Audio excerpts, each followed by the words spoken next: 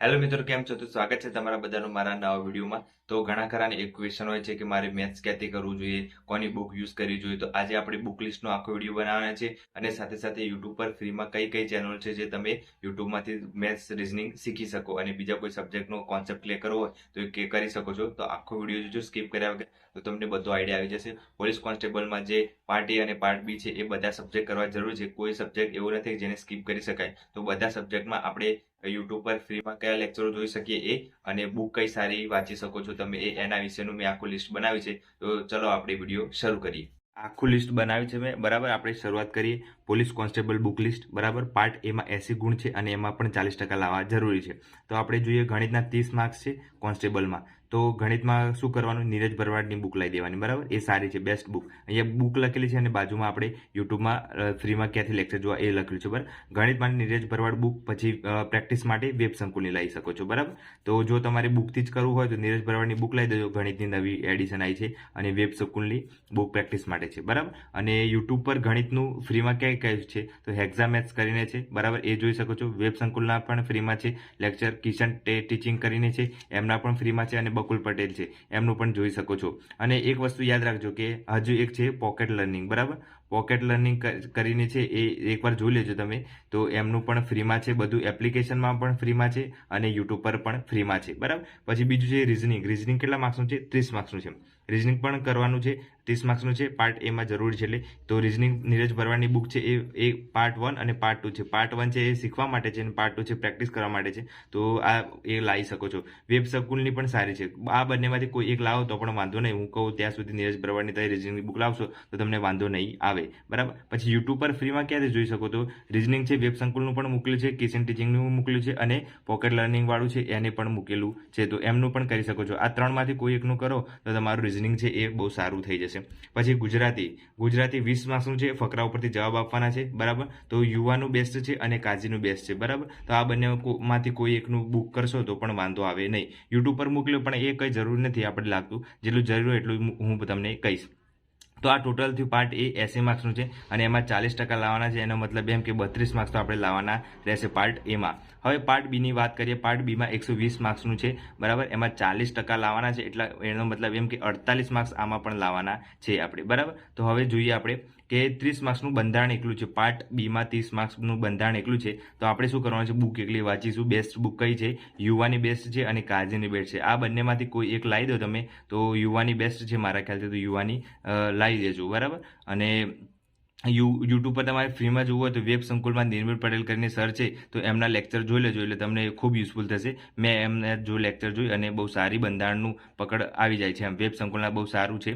તો નિર્મલ પટેલનું છે તો એમનું વિડીયો જોઈ લેજો, બરાબર. પછી છે ઇતિહાસ ભૂગોળ વારસો. એ 50 માર્ક્સનું છે, ઇતિહાસ ભૂગોળ વારસો. અને ખાસ કરવું જરૂરી છે ઇતિહાસ ભૂગોળ વારસો. તો યુવાનું બેસ્ટ છે, બરાબર. ઇતિહાસ ભૂગોળ વારસો અલગ અલગ બુક હોય તો પણ વાંધો નહીં આવે. અને તમે એનસીઆરટી લાવી દો, અત્યારે નવી આવી છે યુવાની, એ પણ લાવી દો, એ પણ વાંધો નહીં આવે. જીસીઆરટી પેલી સામાજિક વિજ્ઞાનની છે એ તો કરવાની જ છે, બરાબર. 6 થી 10ની છે ને એ જીસીઆરટી કરી દેજો. કાં તો પાઠ્યપુસ્તક તો ખાસ કરજો.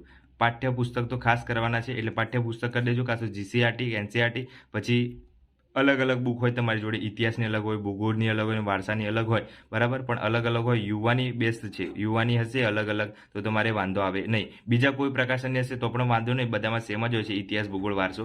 પણ આ તો જસ્ટ વાત કરજો કે યુવાનો કોન્સેપ્ટ અને ભૂલ વગરનું બહુ ઓછું હોય છે એમ. બીજા બધાનું ભૂલ વધારે હોય છે. પછી જીકેમાં શું કરવાનું? તો જીકેમાં છે વર્લ્ડ ઇનબોક્સની બેસ્ટ છે, બરાબર. કોઈ બધા અત્યારે એ જ વાપરતા હોય. યુવાની લઈ શકો છો, કાજીની, લિબર્ટીની. આ ચારમાંથી કોઈ એકની હશે તો પણ વાંધો નહીં. હું અત્યારે વર્લ્ડ ઇનબોક્સની જ વાંચું છું એટલે વર્લ્ડ ઇનબોક્સની સારી જ છે બધી, બરાબર. બધામાં કોન્સેપ્ટ તો બધામાં સેમ જ હોય છે, કંઈ અલગ હોતું નથી. પછી છે જીકે, કરંટ અને વિજ્ઞાન. આ ટોટલ છે એ 40 માર્ક્સનું છે, બરાબર. આ 3 સબ્જેક્ટ છે. તો કરંટ અફેર ક્યાંથી કરું? બધાનો વારંવાર પ્રશ્ન હોય છે. તો આઈસી રાજકોટનું વીકલી આવે છે, બરાબર. એ મૂકી દઉં છું ટેલિગ્રામમાં આપણી. તો ટેલિગ્રામ જોઈન કરી લેજો. આઈસીનું વીકલી કરી દેવાનું, કાં તો યુવાનું મંથલી કરી દેવાનું. મેગઝીન આવે છે તો યુવાનું મંથલી મેગેઝિન કરો, કાં તો આઈસીનું વીકલી આવે છે એ કરી દો તો વાંધો આવશે નહીં. અને કરંટ કેટલા મહિનાનું કરવું જોઈએ? તો 5 થી 6 મહિનાનું, બરાબર.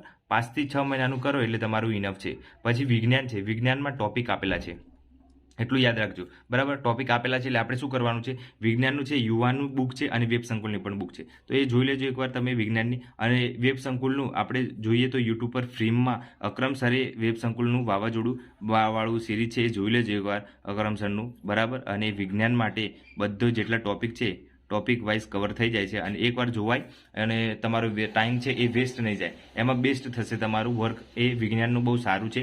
તો વિજ્ઞાનનું એકવાર તમે જોઈ લેજો તો તમને વાંધો નહીં આવે. આ બધા અલગ અલગ વાઇઝ મેં કીધું બરાબર. ફ્રીમાં પણ તમે લેક્ચર જોઈ શકો છો અહીંયા સારી રીતે, અને તમને યોગ્ય લાગે એ બુક તમે લાવી શકો છો. પણ મેં જેટલી બુકો કીધી એમાંથી તમે આટલી તમારી જોડે હશે તો તમે આરામથી કોન્સ્ટેબલની એક્ઝામમાં 120 આસપાસ તમે માર્ક્સ લાવી શકશો બરાબર. ગણિત રીઝનિંગના તમારે કોર્સ લેવો હોય તો લઈ શકો છો.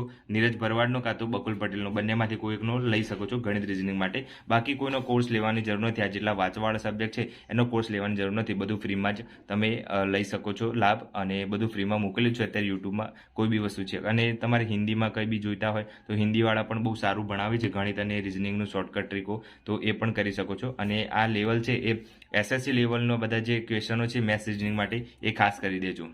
તો ઘણા ખરાનું વારંવાર આ ક્વેશ્ચન હતું તો એનું સોલ્વ થઈ ગયું છે કે તમે આ બુક લાવી દઈશો તો તમારે વાંધો નહીં આવે. તમારી જોડે જે બુક હોય, હવે એવું નથી કહેતું કે આ જ બુક યુઝ કરો. તમારી જોડે જે બુક હોય એનું રિવિઝન કરો. એ ટોપિક કવર થાય છે એકવાર સિલેબસ જુઓ, સિલેબસમાં ટોપિક કવર થાય છે કે નહીં, પછી તમે વાંચવાનું શરૂઆત કરો. અને એ ટોપિકમાં બધા સિલેબસ કવર થઈ જાય તો એ જ બુક વાંચો, એનું રિવિઝન કરો. 5 થી 6 વાર રિવિઝન કરો.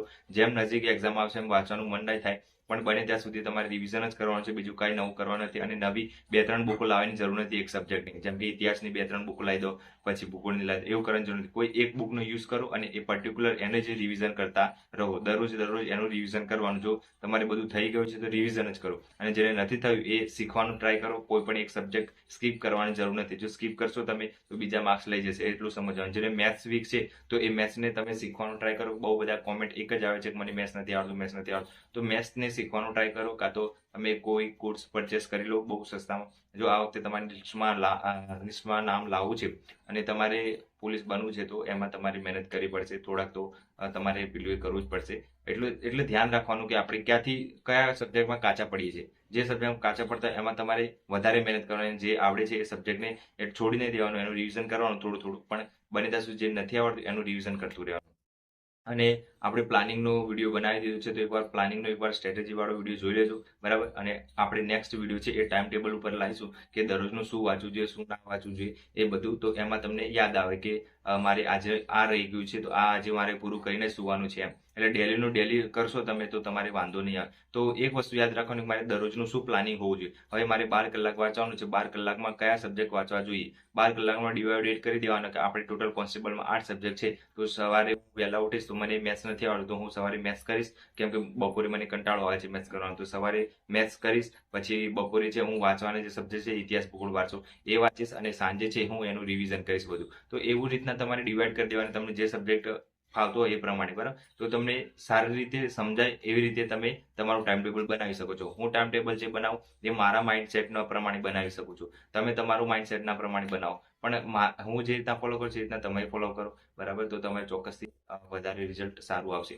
એટલે જ્યાં સુધી તમારું પ્રોપર, જેમ આપણે બોડી બનાવતા હોય, જેમ કસરત કરતા હોય એનું પ્રોપર ડાયટિંગ હોય છે એ પ્રમાણે જો તમારે એક્ઝામમાં પાસ થવું છે તો એનું પ્રોપર પ્લાનિંગ હોવું જોઈએ. કેમ કે એક વસ્તુ ધ્યાન રાખવાનું કે તમે પ્લાનિંગ વગરનું જો વાંચતા હશો જ્યાં તે આડેધડ તો તમે ક્યારે પણ સિલેક્શન નહીં. પ્લાનિંગ રાખવાનું તમારે કે મારે સવારે આટલું વાંચવાનું છે, સાંજે તમે ગમે તે ટાઈમે વાંચી શકો છો, પણ તમારું પ્લાનિંગ હોવું જોઈએ કે આજે મારે આ ટોપિક પૂરું કરવાનું છે, બંધારણનો અમુક પૂરું કરવાનું છે બરાબર, રાષ્ટ્રપતિ આજે પૂરું કરવાનું છે. એવું પ્લાનિંગ સાથે દરરોજનું કામ કરશો તો તમારે વાંધો નહીં આવે.